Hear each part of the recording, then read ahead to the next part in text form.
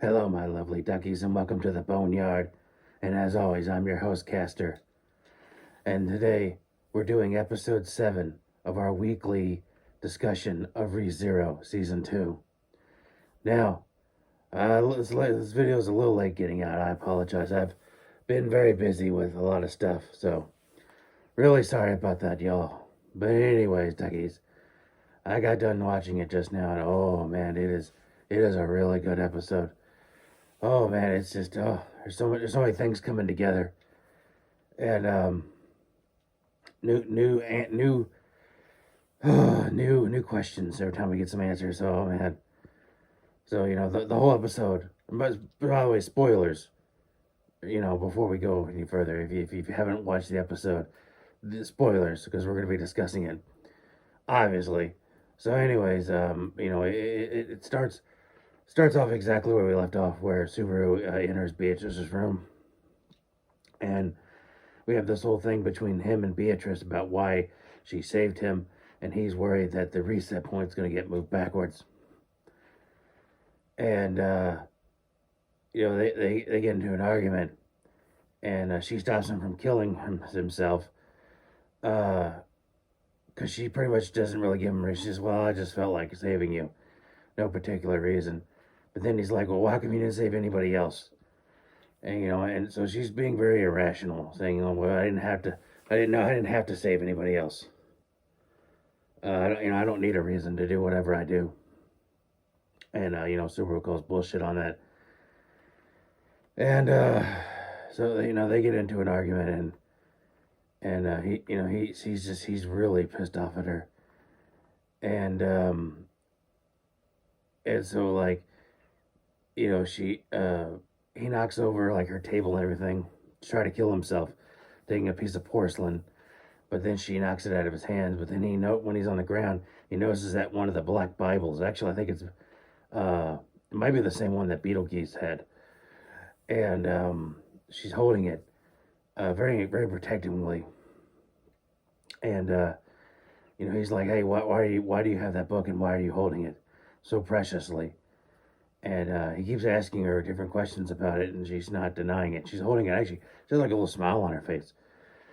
And I kind of find out she says that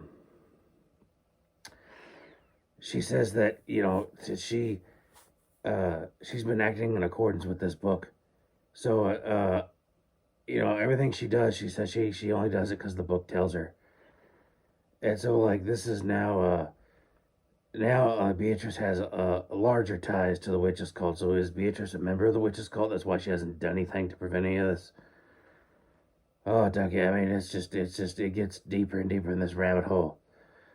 But eventually, Elsa comes in there, and which I don't know how. Like I thought you could only enter if Beatrice wanted you to, but oh well. Anyways, she comes in there and pretty much finishes Subaru off, which is what he wanted to begin with, so he could reset. The last thing he sees is Beatrice, like just in shock as he dies, and then he wakes up in the sanctuary, exactly where he was before. So the reset point hasn't been moved at all.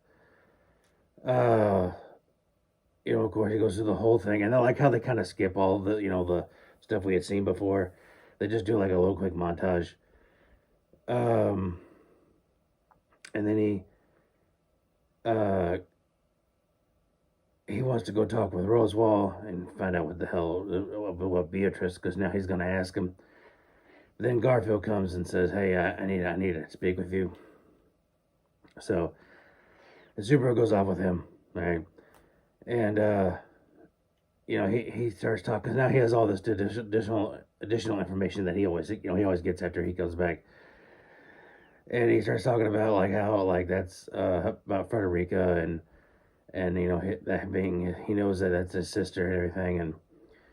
And then they go to the clearing where the little I forget her name, but the little the lolly granny that he called like the little elf girl, she's there. And he says that he wants to do the trials by himself.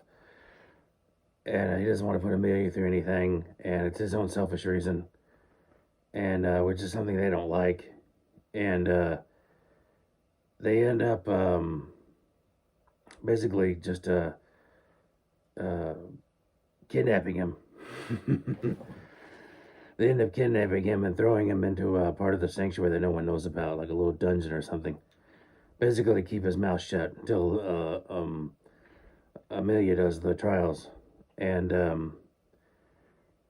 yeah, we get a lot of weird things like Garfield tells him, he says, "I don't know why you smell like you have all this miasma on you, more than a normal person."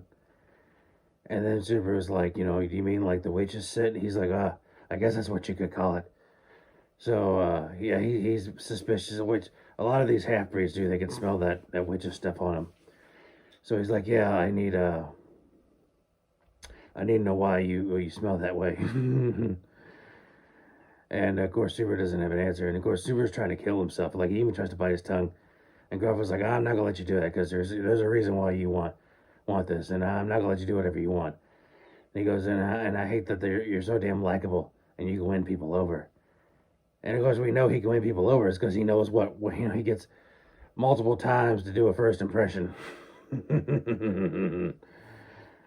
And he knows what because he comes back with the new information, so he knows what to try and what not to try. So because that's what Subaru does. He often makes references to like dating games or RPGs because he talks about like different flags and stuff. And it's just amazing with this show on how, just a little side rant. It's amazing on the show how when Subaru goes back and does small things, how that just completely derails the whole story and goes into some other direction. It's pretty cool. Um, the whole story goes down a whole different path. You know, um, and that's one thing I really like about this show is that we'll have just basically one event, and we keep attacking it at different angles to see what works and what doesn't work. And it's a very unique premise that I haven't seen very very often. And so, anyways, everyone's out looking for Subaru, and of course I'm going over a lot of stuff here, but Subaru he wants to get out because he keeps having flashbacks of what's going to happen at the house, and he doesn't know, he has no sense of time being where he's at. And then while they're out there looking for him, you know, the only person who knows anything about anything is Otto because he was the last person to see Subaru go off with Garfield. And then Garfield pretty much tells him like, keep your mouth shut, and he holds up like a some kind of gem or something, and then Otto kind of smiles, and I'm like, oh come on, Otto, don't take a bribe, my buddy. Oh man, but we find out that Otto didn't betray him, and then he actually comes in and rescues Subaru and unties him. And Otto gives him all the information that's been going on. Basically, Otto's been kind of like on the run because we find out that he didn't take the bribe, and that Garfield's been kind of like looking for him. And so he's found all this stuff out secondhand about what's going on. So he tells Subaru, everyone's looking for you, and they're gonna have Amelia do the trials, and pretty much convince her to just go ahead and do them while they're looking for you. So basically, they can organize better search parties once the trials have been done. And so, oh man, I can't wait to see how this turns out. We get a little bit at the end with Otto basically confessing to Subaru. Just basically saying, well, hey, we're friends, aren't we? And which Subaru, he says with my own, starts to laugh at it, and then Otto gets kind of like pissed off. He's like, hey, that's why I was embarrassed to even say that that you're my friend. And then Subaru's like, no, I'm just exasperated with all the just dumb it myself to not realize that you're my friend. No, excuse me. And yeah, so and then it kind of like cuts to the credits there, and then after the post credit scene, he's like saying, hey, we got to get out of here for Garfield finds us, and and then he basically has an escort to get him out of there, and it's Ram, and I like what Ram says. She goes, hey, I waited so long I could have been like a grandmother or an old lady, but I'd still look cute as an old lady. And I'm like, yeah, Ram, you would, baby doll. You'd look real cute as an old lady. Oh man, and then it ends with Garfield going down there and finding out the Subaru's basically escaped. And the very last thing is him just like slamming the wall with his fist. And as it slams, it starts to like morph into like an animal paw. It's like, oh hell, here we go. So it's just one thing I love about this show is how, like I said before, like everything just goes down these multiple paths. And so now where Garfield used to be kind of like this quasi ally, where like we were trusting him a little bit, and he was helping us out. Now he's like a full blown enemy. It's kind of like with Ram back in season 1, where she was kind of like an enemy, for a few episodes because she killed Subaru like several times. But then we grown to love her, and uh, she became like, we found out that she's actually a good person, and she's not evil or anything like that. And she's actually on Subaru's side more than anything. And yeah, it's just amazing like how they do this, and I love when they do when there's multiple like there's a certain problem that we got to get done, and they keep attacking it several different times, and it doesn't really get too old because it's like, okay, well, what's gonna happen this time?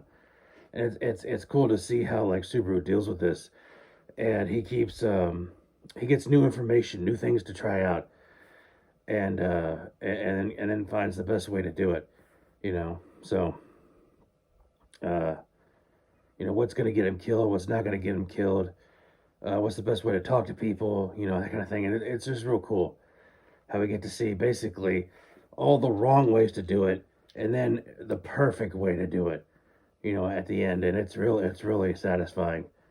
So I can't wait to see what the next episode's going to be.